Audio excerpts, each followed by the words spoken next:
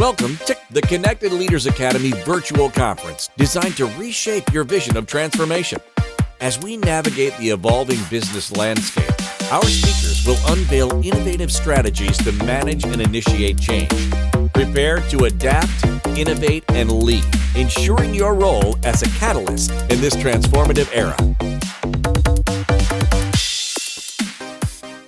Well, hello, everyone. Good morning, good afternoon, good evening, wherever you are in the world.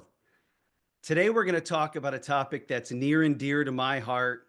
We're going to talk about how to build a brand that sticks. A brand, it's not just a logo, a website, or even a business card. If that were the case, heck, I'd slap a Nike swoosh sign on my forehead and call me a star athlete. But trust me, that would not make me one. My name is Jason Zygadlo, and I'm the founder of Build Your Own Brand, a business that helps people boost confidence and build credibility in their professional lives. First, I want to start by thanking the Connected Leaders Academy for having me here today on a panel filled with such wonderful and gifted speakers. I'm truly inspired by all of you. Additionally, I want to thank everyone who helped put on today's amazing leadership conference. On behalf of all of the speakers, we are grateful. And to the speakers that I've listened to already today, several of which have been amazing already, thank you so much. I'm honored to share in this amazing day with you. So what is the definition of a brand? Well, according to Webster's dictionary, wait a second, are those even still in existence? How about according to Google, Alexa, or Siri? A brand has a few different definitions. One is a name, a symbol, a design, or other feature that distinguishes a product or service from others. We're all pretty familiar with that definition, I would imagine. Other sources define it as something that distinguishes a good, a service, or individual from another. Again, pretty similar to the first.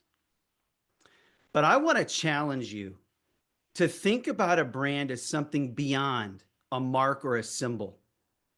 For an individual, a brand is what you do and how you do it. And even more than that, a brand should be thought of as how you make people feel. Because effective brands elicit a feeling or emotion. I mean, think about it. Think about Nike. You don't just think of the swoosh mark.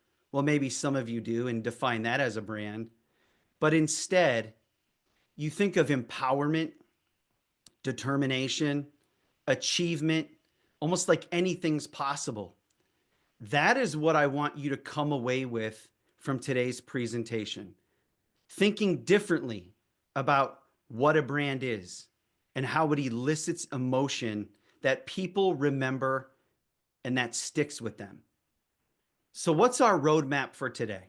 We're going to talk about several things. One, why branding matters. Two, how great brands are built. Three, how to build your own brand. Four, how to strengthen your brand. And then finally, practical strategies to enhance your brand's visibility. So first, why branding matters. We all know Amazon. We all know Jeff Bezos. A quote that he said was this: "Your brand is what other people say about you when you're not in the room." Again, eliciting that emotion that I referenced earlier. Branding is about perception, trust, and building emotional connection. Think about it.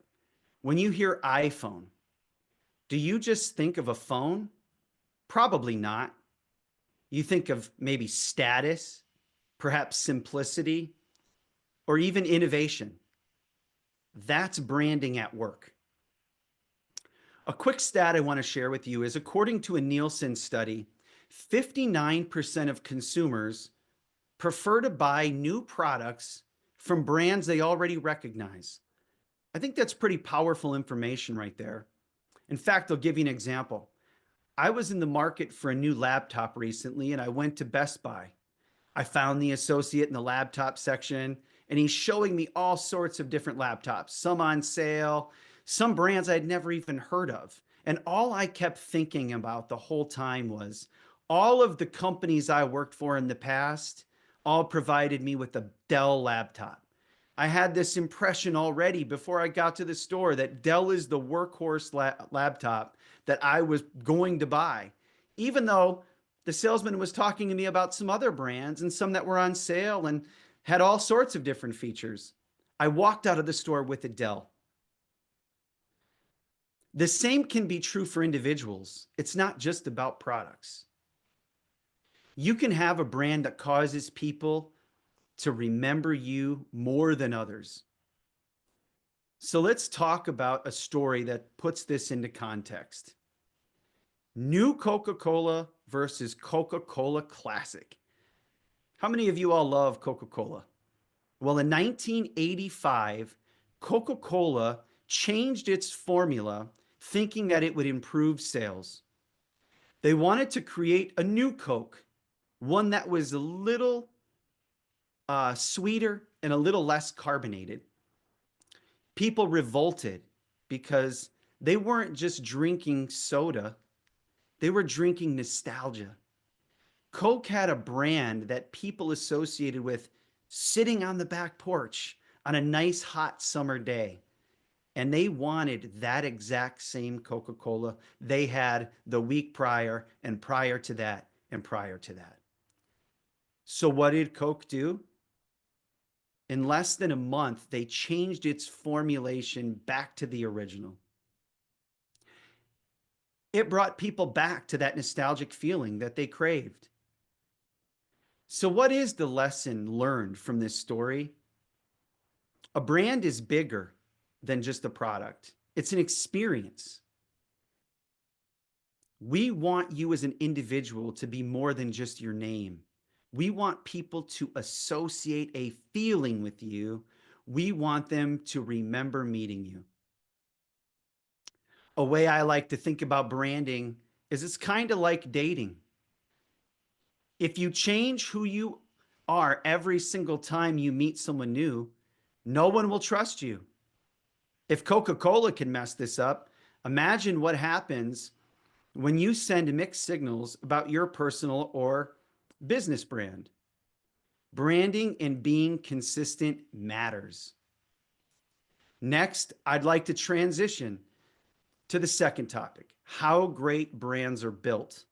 And I'm going to give you 3 components of every brand.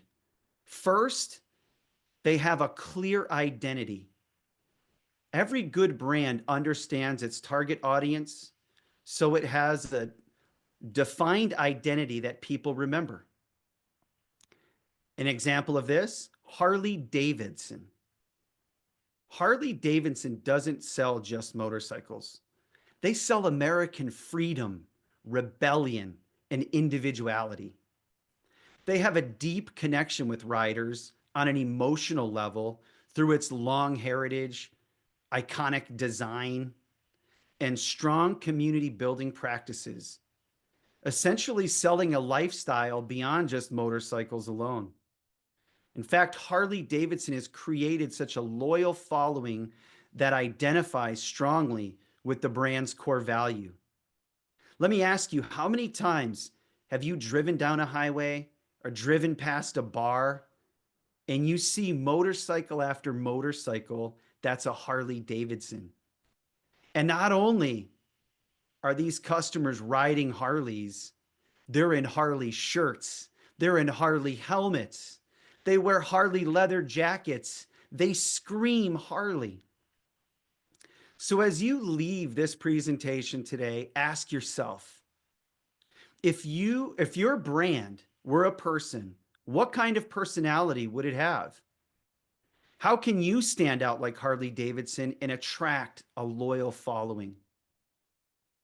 The second key to a powerful brand is that they are consistently memorable. There's that word again. Consistency is key. You do not want people to forget your brand, or it's not an effective one. Let me give you another example to think about. McDonald's. We all know McDonald's.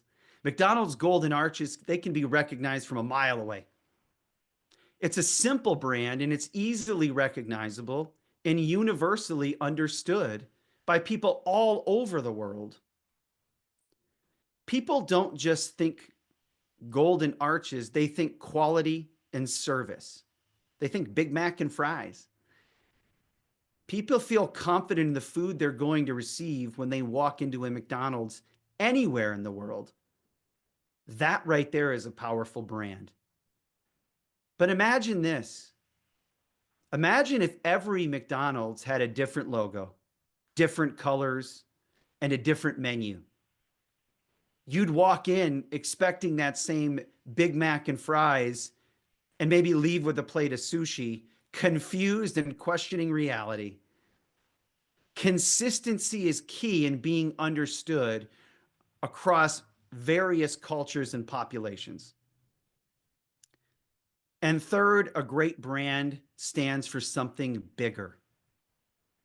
A clear identity and being consistent, that's huge. But even more important is that your brand stands for something bigger, especially in today's day and age. Why? Because it creates a deeper connection with customers by aligning the brand with a meaningful purpose or social value.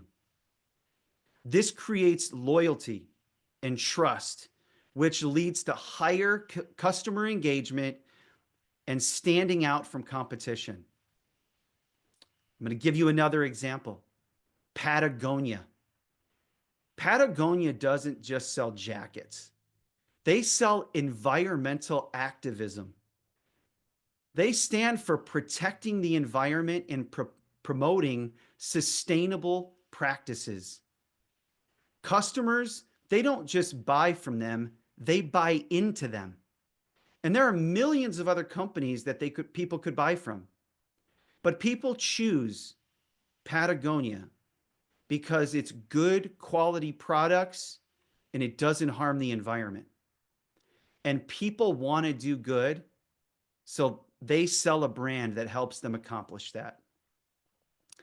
The key takeaway here is a brand that stands for something beyond profit creates lifelong customers. So, how do you put this into action? Next, I want to talk about how to build your own brand. I will give you some actionable steps to build that brand. First and foremost, you must define who you are. What are your core values? What are your skills? What are your passions? A practical tip here might be to write down 3 or so words that define you or your business professionally. And if you can't think of anything or nothing comes to mind, don't be afraid to ask colleagues or current customers. There's no better way to understand who you are more than to asking others and getting their feedback. After you define yourself, next, you need to define your target audience. This is key. And both of those are key, and together they will help you create in defining your own unique value proposition. So I want to challenge each of you with an exercise. Ask yourself, in one sentence, what makes you or your business different? What makes you stand out? How do people remember you or their experience with your business? What emotions do people associate with you? By now, you can probably tell I love examples. So as you think about that, think about this example. Tesla's unique value proposition. It's not just about selling electric cars, right? It's bigger than that. It's about accelerating the world's transition to sustainable energy. That's Tesla's unique value proposition. So, what's yours? Use those three words created earlier that we talked about to determine what they all have in common. What is the bigger picture that you're driving at? And after you identify your unique value proposition, build your story. Think of an example where perhaps you had a great pitch, or you closed a big deal, or had a large order. And what was it that made that experience so great? Then use that story to further define your unique value proposition. So, how did one company create a unique value proposition? Let's think back in time a little bit. I'm hoping you all remember the Dollar Shave Club and their viral ad. The Dollar Shave Club, they were formed by two guys who were frustrated with expensive razors, a frustration that many men share. In fact, I subscribed when the Dollar Shave Club came out to the Dollar Shave Club because I was intrigued by their messaging. Their goal was pretty simple. When they formed the company, it was to offer convenient and affordable razors through a subscription model. But what made their brand huge and known to almost everyone? They spent $4,500 on a video. Very simple video, not a lot of money, and it turned that company into a $1 billion brand because it was funny, it was relatable, and it was different. And I don't know if all of you remember their tagline, but it was this: "Our blades are effing great." It was simple, it was memorable, and it was uniquely them. The takeaway here: brands that tell great stories not only win hearts, they win wallets. The final key to building a great brand is being authentic and transparent. So, how can you establish a genuine connection with your audience? Think about that for a little bit. It's about being true to your values, which we discussed earlier. Another example, we all know Wendy's, the fast food restaurant. Wendy's and how they interacted on Twitter or X nowadays, and how they would roast their competition and engage with customers in a way that felt so real and human. I'm not sure if any of you remember some of those posts that they made. They were hysterical. But the takeaway here is this: today's customers, they value authenticity now more than ever. And there's nothing more important that people appreciate than being authentic. In fact, I would make the argument that's why there's been such a growth in reality TV. The next section is how individuals or businesses can strengthen their own brand and get the messaging out there. First, they must be consistently visible. And whether that's on LinkedIn, Facebook, any sort of social media, networking events, consistency is key. And that same word keeps popping up: being consistent, consistent, consistent. The one thing that I've done in my own business is every Thursday, we post something called Thankful Thursday. In fact, people look forward to it now, and they're excited to see that post, and they expect it. Each post looks the same, and its goal is always similar: to show our partners and clients how thankful we are to be working with them. Another example of this is a friend of mine posts on Mondays about leadership. People now have branded him and call him the Monday morning leadership guy. That's branding.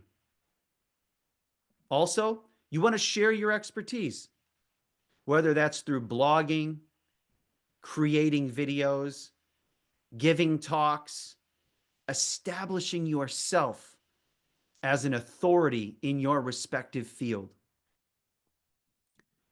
You can post videos and share quick tips. One thing I like to do is use personalization to stand out. In fact, I send personalized videos instead of standard follow-up emails. And the response I've received has been astronomical. My engagement through these types of videos, because they're unique, intentional, and memorable, and they stand out, my engagement has went through the roof. And finally, the last section is practical strategies to enhance your brand's visibility. Using the power of networking and building meaning relationships, not just contacts.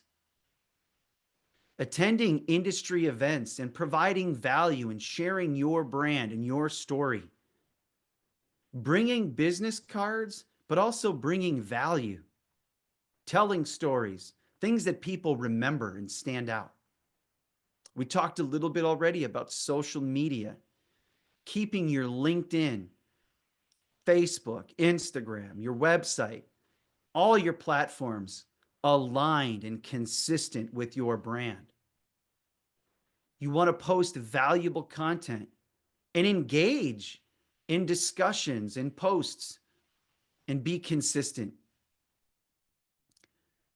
For those of you that are not business owners, focusing on your individual brand by being memorable.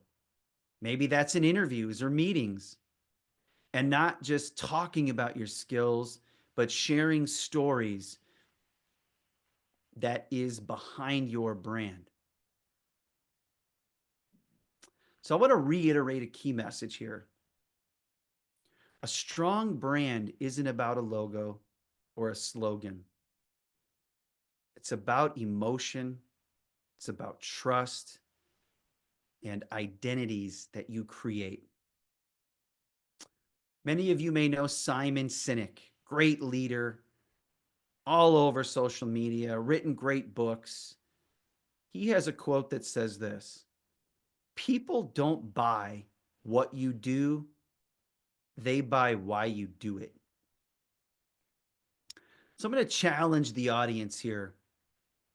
I want you all to define your brand in one clear sentence and ask yourself, if your brand were to disappear tomorrow, would anyone even notice? And if the answer is no, it's time to start working on building a brand that matters. The power of memorable brands is priceless. I think we all would agree. We're in a very busy time these days. Attention is the new currency. We must figure out a way to break out of the sea of sameness and build a brand that helps you stand out above the noise. You've got to figure out a way to be different, be memorable. The one way I did that when I was a salesman selling medical devices, I didn't want to be just another sales professional. I wanted to be a guy that provided value, but be someone that people remembered. Thank you for participating in today's enlightening session. As we transition to our next expert, remember that each strategy and insight is a step toward becoming a transformative leader in your field. Visit connectedleadersacademy.com to stay engaged and informed. The journey of change is ongoing. Let's move forward together.